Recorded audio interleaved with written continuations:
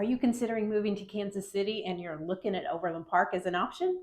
Well, this video is for you. We're going to talk about the pros and the cons, the ups and the downs, and all the benefits of living in Overland Park.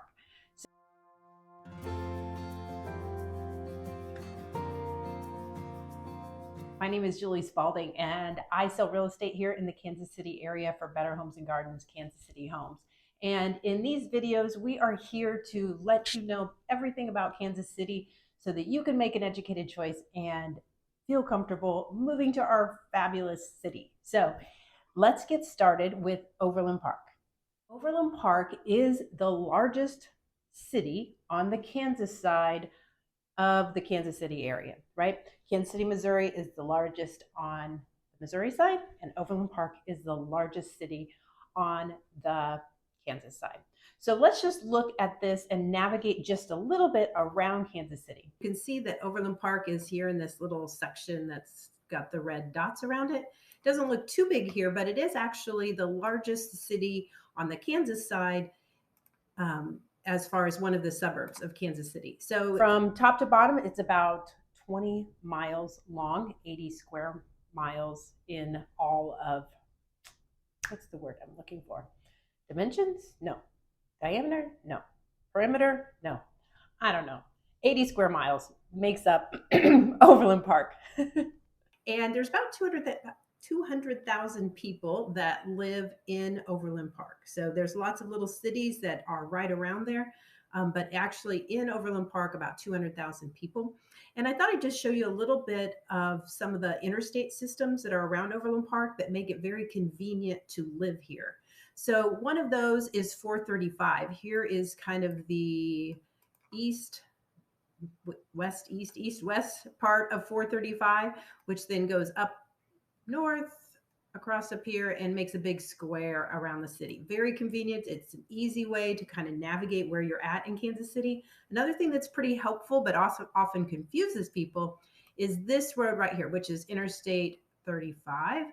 It runs from the northeast corner all the way down through the southwest corner of Kansas City, and sometimes makes it seem like we're not on a grid, but we are. So, but it's a nice way to get to Overland Park, very easy. Another great highway here is K10 that comes right into Overland Park from Lawrence if you're coming from KU. And then also 69 highway, which runs right here through the middle of Overland Park. Very well-traveled, great highway. They are expanding it. So for the next couple years, it's going to be a little tricky here and there, but it's going to be great when they're done. So overall, very easy to get to Overland Park. It's very close to all the different highways. And that's one of the reasons that makes it very popular for people, but also for businesses. We have a lot of businesses in Overland Park. The airport is up here. Let me just take away some of these lines here. And also fairly easy to get to. It's right up here on the northwest side of Kansas City. So if you're in the middle of Overland Park, it's pretty easy to get up here through 435, or you can take this route as well. I think you'll find that in general around Kansas City, it doesn't have an excessive amount of traffic. Of course, we have those hours, people going to work and coming home from work, but overall, not too bad. All right, this video, we're going to talk about 4 different things. The first one was navigating through Kansas City. The second one is schools. I'm just going to throw out a con a little bit right here at the beginning, and that is that sometimes the school districts and the cities can be a little bit confusing. So that's kind of a con about Overland Park or the Kansas side over here. So we have in Overland Park 4 different school districts. Okay, so there's the Shawnee Mission School District, there's the Blue Valley School District, the Olathe School District, and the Spring Hill. All right, so Shawnee Mission is a large part of Overland Park, kind of the north part, what I would say north of 435. Shawnee Mission is up there. Now the Shawnee Mission School District also kind of spreads out into, I think, 7 different cities, little cities, right? Like little parts of different cities. So there's the Shawnee Mission District, which is Overland Park has the Shawnee Mission. South of 435 is the Blue Valley School District. And that also spreads out into, I think it's 3, maybe 4 different cities. It's a little bit of course, it's in Overland Park. That's the biggest. A little bit is in Olathe. and a little bit is in Spring Hill, and Leawood.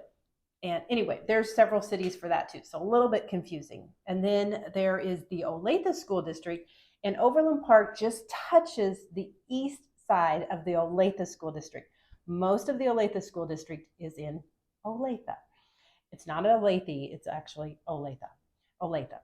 And then the Spring Hill, the very northern part of the Spring Hill School District, is also in Overland Park. So if you're new to the city, you're wanting to look possibly at cities that you want to live in, but then you also want to look at school districts. So you can't just look at a school district and automatically think, yes, I'm going to be in Overland Park. It doesn't work like that, unfortunately, right in this, mainly on this Kansas side. So the cities and the school districts do not match up. So if you have questions on that, let me know, because it can be a little bit confusing.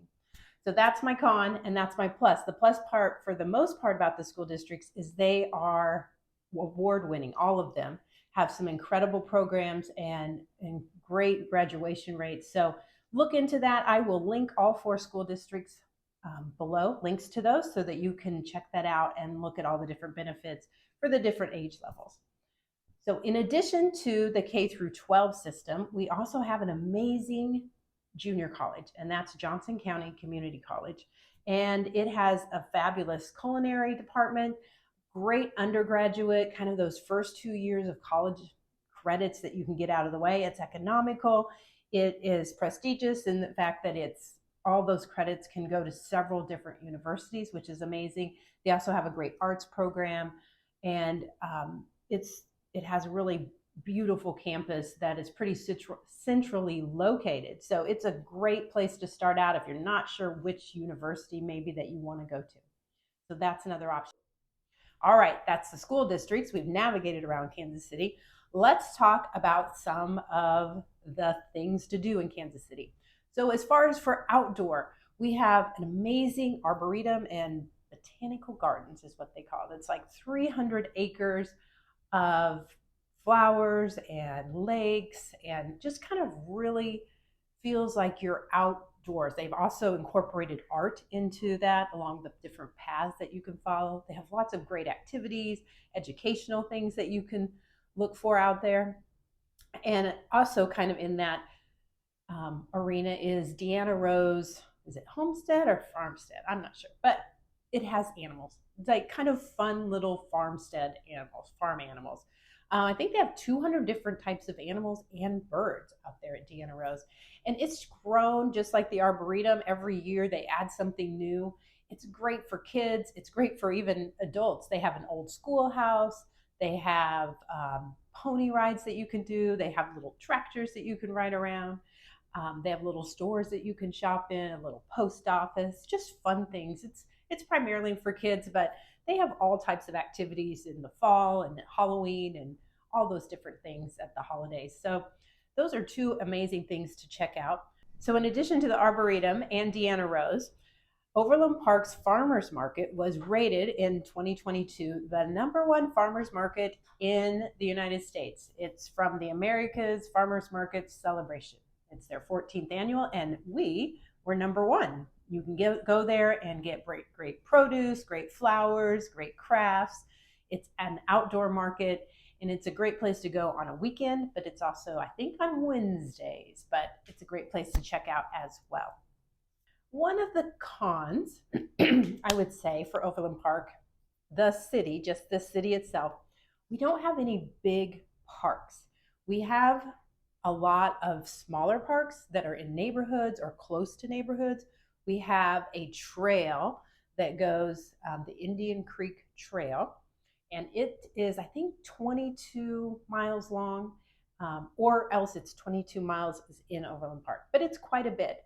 And you can go all over. It's a nice trail to bike on, to run on, to walk on. So we have those kind of things, but we don't have big parks in Overland Park, which it is called Overland Park. You'd think we have a big one, but we don't. Confusing.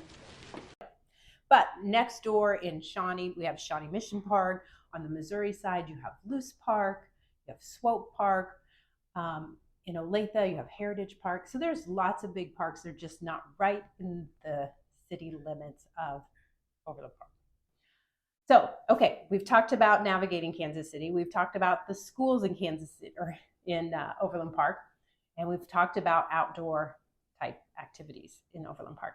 The fourth one I want to talk about are restaurants and shopping. So, there are actually amazing amount of restaurants in Overland Park. There is, of course, barbecue. You're not going to go wrong. We have Jack's Deck Barbecue. We have Joe's Barbecue. You are going to find all kinds of great, even smaller little barbecue places. We like our barbecue here in Kansas City, and Overland Park does not disappoint when it comes to barbecue. We also have some great smaller restaurants. We have Yaya's, that's amazing. We have a lot of chain ones like Bristol that's out here.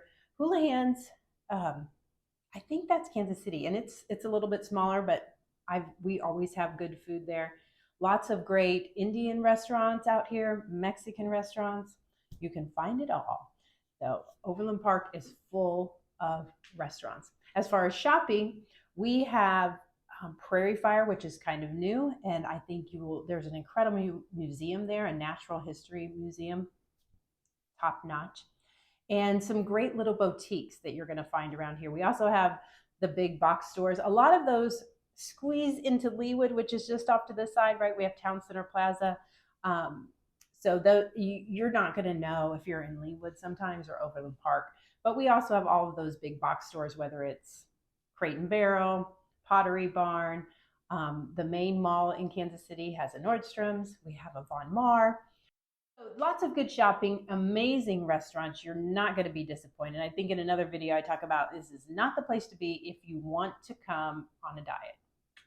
So the cons as far as shopping is that if you want something a little more unique or a little more special, sometimes you have to go down to the plaza for that. Again, some of these other stores are on the Leawood side, which is just across the street basically, but you will find some good shopping in Overland Park.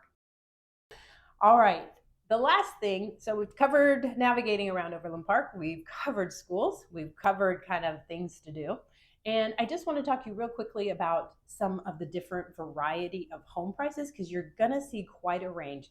And some of them go from north to south, right? So the northern part of Overland Park is the part that's the oldest part. They're starting to revitalize that, and they get newer as you go south. If you're looking for new home subdivisions, believe it or not, there are 12 new subdivisions, new home subdivisions that are still being built in Overland Park. And in that new home subdivision category, they range, I just looked it up the other day, and they range right now, this is in February of 2023, they range anywhere between 500,000 and 1.5 million. That's just a quick snapshot of what that looks like. There was also a house that sold in Overland Park for 6 million recently, but majority of them, especially new home construction, fall into that 5 to maybe 1.5 million. Now, if you're looking for resale, we have even more choices. Northern part generally, these are generalities, but when I looked it up, in the last 180 days, what has sold is a range of about 200,000, a little bit below 200,000, all the way up to 1.2 million. So and those are resale. A lot of places are remodeling and redoing homes. So you have quite a range. So there is something for everyone in Overland Park. Subdivisions. Let's just briefly talk about this. This could be a con, right? We're talking about some things that maybe we don't like. There are so many subdivisions. It's nearly impossible to name them all, right? But as you get here, you drive around, you'll see the different areas that you want to live in. A lot of subdivisions, especially south of 435, have pools in their subdivision area and have some type of HOA type fee as well. But lots of different subdivisions. Another way that is a little challenging to just say, hey, I want to live in Nottingham Forest. That's going to be a challenge. So anyway, those are some of my tips for Overland Park. It's a great place to live, and I think you can find something to meet everybody's needs here. So if you are looking to move to the area in the next month or the next year, keep us in mind. Click on that relocation package, and we would love to help you out. And remember, You deserve to love where you live.